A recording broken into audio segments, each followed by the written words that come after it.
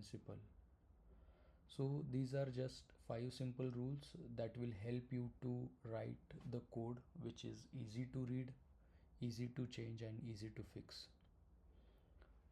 So in this video I will explain each rule in simple Java example and not just the theory. So let's start. So we'll start with the first principle, which stand for single responsibility principle. So this rule says a simple one thing: a class should have only one job. Now think of a tools. Now you don't use the hammer to cut paper, right? You just use the scissor. So in similar way, with same idea, one class in Java, one class should have only one responsibility. Now I have added an example of an invoice service.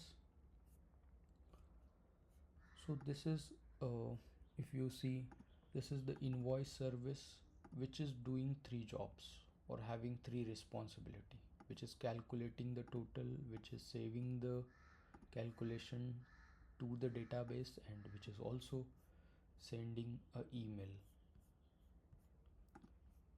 So this is bad design. So you can say why it is bad design. So if you change the email logic,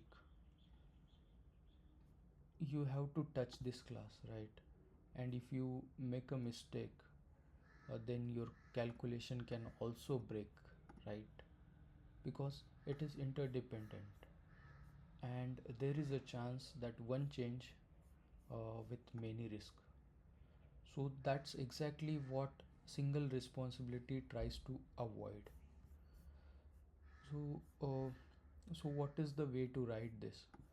So the better way is you can create a different classes or a classes with only one responsibility, or each class is having only one job. Now instead of creating this multiple method in a single class, we should have ideally here a separate class for each job.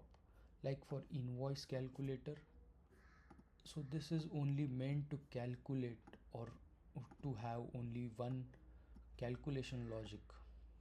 It doesn't related to any email or invoice repository, so only meant for the calculation. Then the invoice repository class, now this is only deal with the database logic and not the calculation logic. Then we have email notifier, this will just only send the email. So now if there is any change in the email notification, you don't have any need to touch the calculation or the database logic. So your calculator is safe if you want to only change the email logic. Now this is how the real-time system and the microservices are designed. Okay, so that was for the single responsibility principle. Now we'll move on to the next thing, which is O. Now O stand for open and close principle, which simply means add a new feature without changing the old code. So code should be open for extension, but code should be closed for modification.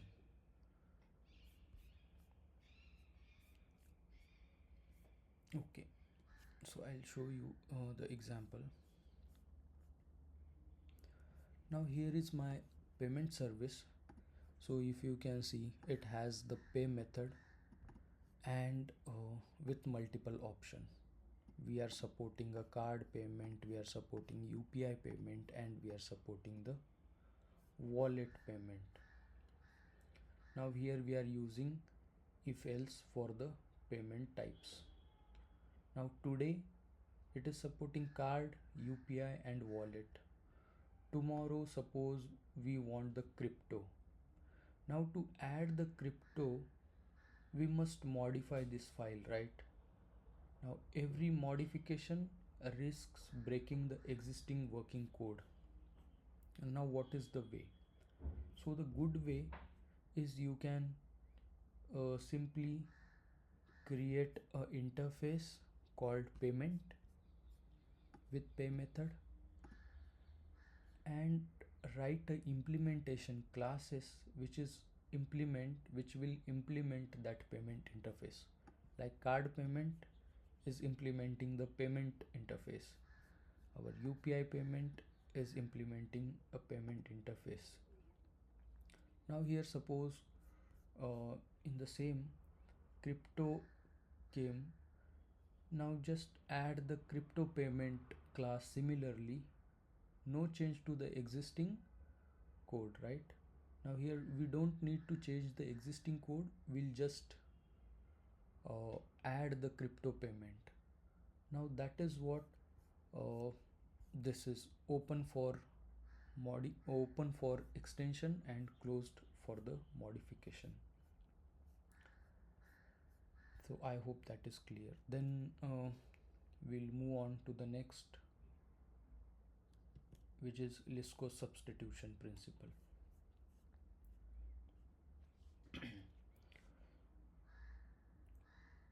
So Liskov substitution principle says child classes shouldn't break the parent rules. Now it is the trust principle where replacing the parent with child should code still should work. So to explain, I will show you the example.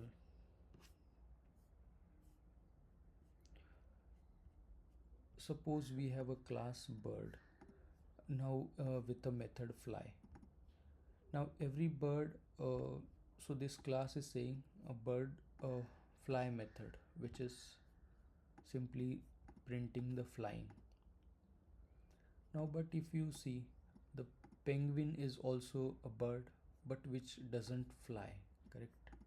So which is not unsupported operation exception, where penguins don't fly. So we should create a different interfaces. Like we have created a bird 2 which is void it, and we have created a separate interface called flying birds which is extending a bird. Now we should create our interfaces like this. Now here I can extend, like sparrow can implement a flying bird which also eat and which also fly, and for the penguin you just implement a bird too which is having just one method eat. So here we don't need to implement unnecessary or unsupported methods. So that's what the Liskov substitution principle says. Replacing a parent with child code should still work. Okay, so that was about the Liskov substitution. Then we'll move on to our next principle, which is interface segregation. Now interface segregation, it says don't force the unwanted method, like forcing someone to eat entire combo meal when they only want the burger. So in similar way, now this is the bad way of creating an interface. Now this notification interface is having multiple things, like send email, send SMS, and push those SMS unused here.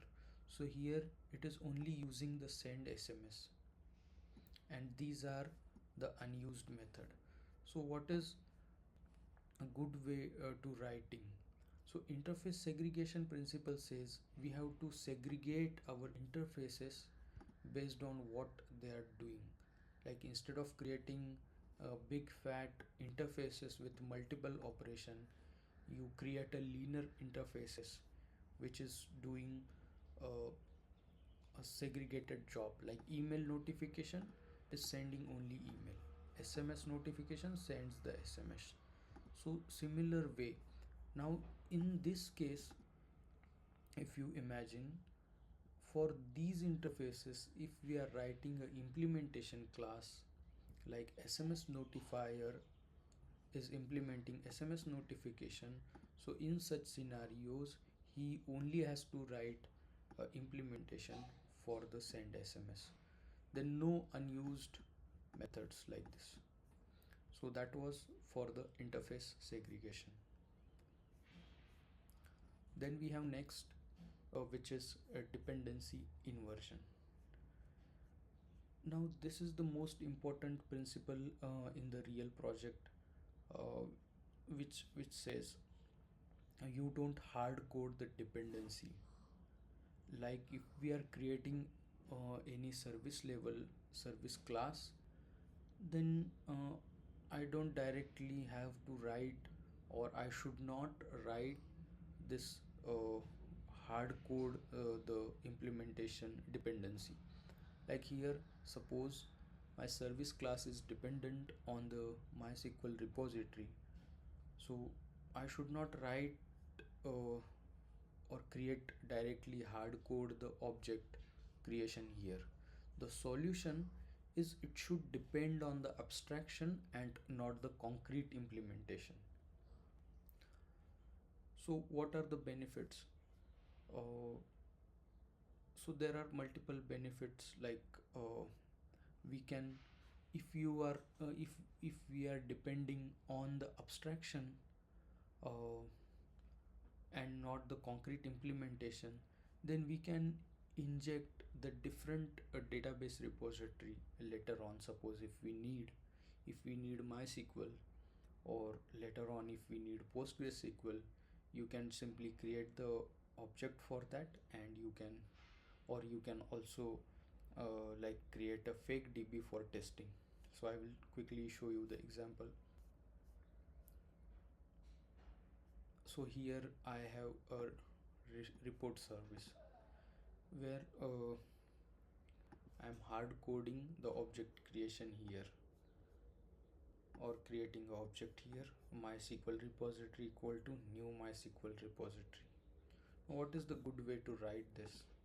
So good way to write this is, we are creating a separate interface called report repository, which is doing its own uh, persistence logic. Now in the class report service, we just create a type, we just creating a repository repo, and we are passing the interface in the constructor. So that is the dependency inversion principle. Now the service class is depend on the interface but not on the database. So whatever implementation comes to this repo, our service class will use that. So it is not tightly coupled. And this is exactly how Spring Boot dependency injection will also work. So in the conclusion, I can say the solid, where S stand for single responsibility, which simply means one class should have one job. Then we have O, open closed principle, which says our code should be open for extension but it should be closed for modification, which extend the functionality without modifying the existing code. Then you have Liskov substitution principle, which says class should honor the parent contract, it should not break the parent contract, it should substitute. Then we have interface segregation. So interface segregation simply means uh, writing small focused interface, or write linear interface instead of big fat creating big fat interfaces. Then we have last dependency inversion, which says inject the dependency and don't hard code them. Now I hope it helped you. Like and subscribe.